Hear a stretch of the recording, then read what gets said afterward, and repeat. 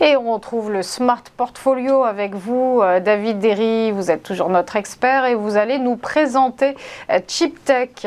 Il s'agit d'un portefeuille alloué sur les sociétés de semi-conducteurs. C'est on ne peut plus d'actualité.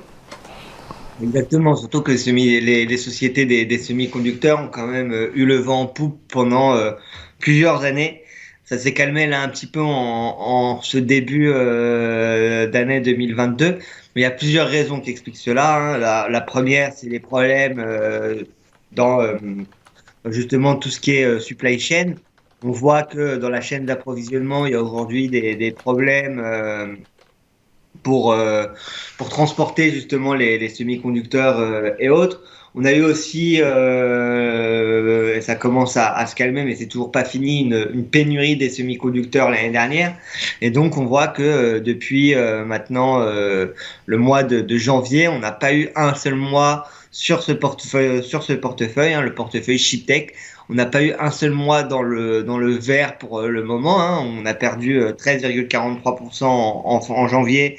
Et puis après, février, mars, avril, on a perdu environ 1% par mois.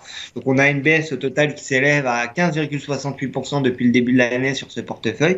Et étant donné que les semi-conducteurs restent un thème d'investissement très intéressant et restent un thème d'avenir aujourd'hui avec des sociétés des semi-conducteurs qui en plus permettent aux investisseurs de se diversifier, d'investir indirectement dans différentes méga-trends, on voit que c'est un portefeuille qui pourrait intéresser les personnes qui nous écoutent.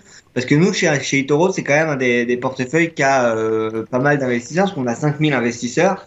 Et c'est un portefeuille qui réalise et qui a plutôt un profil risque-gain assez convenable. Parce que certes, cette année, on est en perte de 15,68%, mais l'année dernière, sur le portefeuille performait de 44% sur l'année 2021, de 62% sur l'année 2020 et de 69% sur l'année 2019.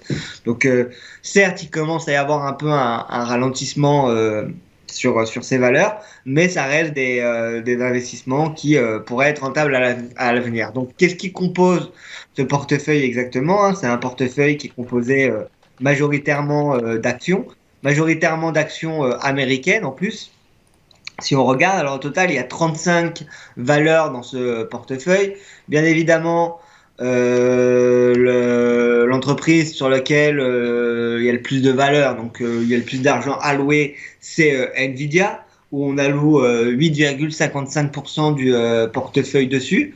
Ensuite, on voit que ça tombe, hein, parce que la deuxième plus grosse entreprise, c'est Marvell Technology, et ça tombe à 4,33% d'allocation. Donc on voit que vraiment la première et la plus grosse allocation du portefeuille, c'est Nvidia. Et puis ensuite, on va retrouver donc plusieurs entreprises. On va retrouver par exemple AMD. On va retrouver, comme je le disais